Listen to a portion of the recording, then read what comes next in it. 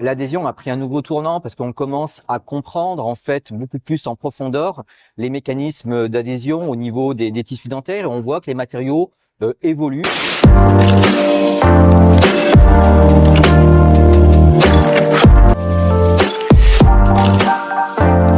Toujours un plaisir de te retrouver. C'est partagé. Dans le cadre d'ID Web Formation, tu fais une thématique sur la restauration adhésif. Je t'ai déjà vu plusieurs fois en conférence et chaque fois passionnant. Donc, quel est l'intérêt finalement en omnipratique de cette formation? C'est vrai que dès l'instant qu'on fait de l'omnipratique, je pense que tous les jours, on utilise les thérapeutiques qui ont attrait à l'adhésion. L'adhésion, aujourd'hui, c'est un incontournable, c'est un moyen pour prendre en charge un grand nombre de nos thérapeutiques dentaires. Donc, il est important de remettre à jour quotidiennement nos connaissances sur le domaine de l'adhésion. En plus, c'est vrai que l'adhésion, on a l'impression de tout savoir parce que maintenant, ça fait un certain nombre d'années que l'adhésion est arrivée dans le cabinet dentaire.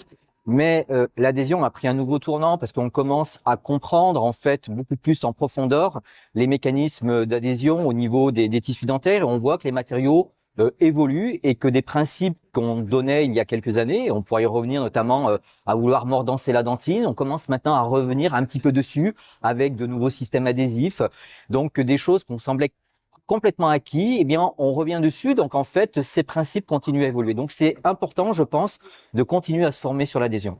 Donc, cette formation, pour remettre au goût du jour toutes nos connaissances sur l'adhésion. Ça, c'est le premier point qui me semble important. Le deuxième point, c'est que l'intérêt de cette formation, c'est que bien que c'est une formation qui soit en ligne, les apprenants ne seront pas tout seuls.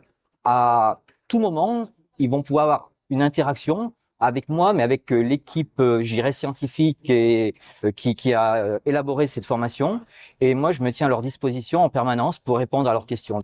Même si avec cette formation, ils ont l'impression qu'il y a des choses sur lesquelles je ne suis pas rentré suffisamment en profondeur, je pourrais continuer à les accompagner à travers cette interactivité qu'il y a grâce à la plateforme. L'autre intérêt, et il n'est pas des moindres, c'est qu'aujourd'hui, en tant que chirurgien dentiste, on se doit de valider des formations DPC. En suivant cette formation, non seulement on va remettre à jour nos connaissances, mais en plus on va pouvoir valider notre DPC. Donc je pense que c'est un élément assez intéressant. Aujourd'hui, de plus en plus de dentisterie minimalement invasive, donc toute l'importance de ces restaurations adhésives. Quels vont être les points cliniques essentiels que tu vas aborder à ce niveau-là, s'il te plaît? Alors les points cliniques, bien évidemment, on va aborder toutes les grandes familles des adhésifs. On va voir leur mécanisme de fonctionnement, puisque l'adhésif, on va dire, c'est quand même la clé de voûte de l'adhésion. On va passer en revue également tous les matériaux qui se prêtent au collage. Et aujourd'hui, quand on parle de matériaux, ça va du composite jusqu'au céramique. Et il y a un certain nombre d'années, on savait pas trop coller la zircone. Aujourd'hui, on sait coller la zircone avec plus ou moins de difficultés. Donc, en fait, à travers cette formation, on va aborder tous les matériaux, comment les coller, quels sont les traitements de surface.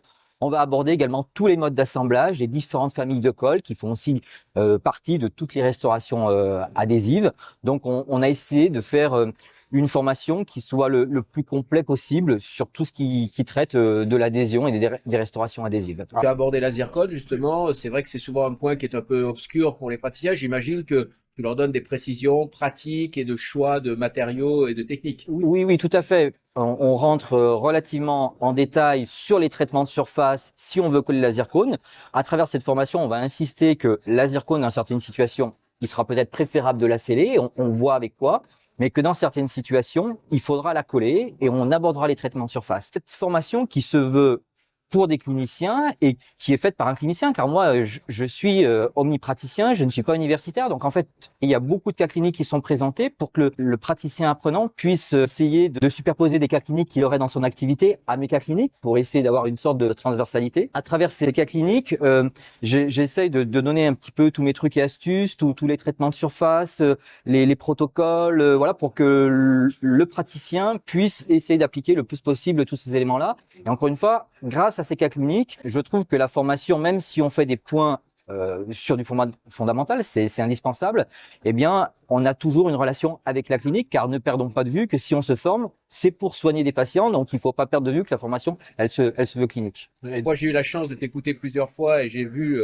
ta grande compétence et chaque fois un plaisir. J'apprends plein d'éléments quand je t'écoute. Donc finalement, quel est le conseil que tu pourrais leur donner en venant t'écouter? Il faut comprendre que c'est une formation qui est longue parce qu'elle va durer quand même un certain nombre d'heures. Et c'est vrai que en fonction de son temps, des fois, surtout la première partie, c'est une partie un peu plus fondamentale. Donc, on a peut-être envie de lâcher prise un peu au début. Donc, je pense qu'il faut aller à son rythme parce qu'il y a des choses qu'on a besoin d'intégrer. Donc, c'est l'avantage d'une formation en ligne, à la différence d'une formation en présentiel. À tout moment, on peut revenir en arrière, on peut la faire à son rythme. Déjà, c'est de prendre son temps. Il faut pas vouloir la faire en une journée pour essayer d'acquérir toutes les informations que j'essaye de donner. Même si la première partie, elle est plus clinique, fondamentale, la deuxième partie va être très, très clinique. Donc, c'est important quand même de passer sur cette première partie qui peut sembler un peu pas facile d'intégrer parce que ça permettra de mieux comprendre et de mieux pouvoir appréhender les cas cliniques qui seront présentés avec. Donc, c'est pour ça que, quand je disais, il faut aller à son rythme, ne pas hésiter, peut-être même quand on est sur des cas cliniques, à vouloir revenir sur des choses fondamentales que les apprenants auront vues au départ, parce que des fois, on comprend pas toujours les choses en disant mais pourquoi ils nous parlent de ça? Et finalement, quand on voit les cas cliniques, les choses, eh ben, elles s'illuminent, on se dit ah mais je comprends. Finalement, je suis un peu passé vite et j'ai envie d'y revenir. C'est l'avantage finalement d'une formation en ligne parce qu'on peut venir à tous les moments. Un point essentiel, c'est qu'ID Web Formation, non seulement c'est une plateforme en ligne, mais c'est une formation qui appartient à un grand groupe et un grand groupe de presse qui met à disposition des articles et des livres. Et en faisant cette formation, on a la possibilité, on a l'accessibilité à tous les articles qui traitent de l'adhésion.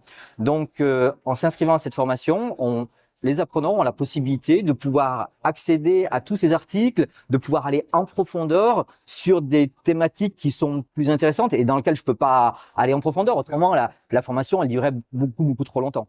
Donc, je dirais à l'apprenant d'aller à sa vitesse, d'être curieux, de pas hésiter d'aller lire des articles et je leur donne plein de références bibliographiques. On leur donne les articles en ligne, donc il faut qu'ils prennent le temps de les lire parce que je pense que c'est une source d'information qui est aussi très importante.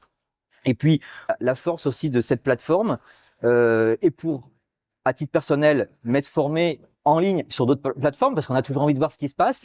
C'est pas le cas avec toutes les plateformes. Là, il y a une réelle interactivité, c'est-à-dire que on peut me poser des questions. Je réponds pas forcément le jour même, mais en tout cas, j'essaye de répondre dans les jours qui viennent pour qu'il y ait une certaine proximité, même si c'est à travers un écran, avec l'apprenant, un peu une proximité comme quand on va écouter un conférencier dans une salle, même s'il y a une certaine distance, mais en tout cas, je reste à leur disposition à travers des réponses que je peux leur donner face à leur interrogation. Je trouve que c'est les points forts de cette formation chez ID Web Formation. Nicolas, merci beaucoup. Moi, si j'ai un conseil à leur donner, c'est t'écouter, parce que chaque fois que je t'écoute, c'est un bonheur et tu apportes plein d'informations. Mille merci, Nicolas. Merci à toi.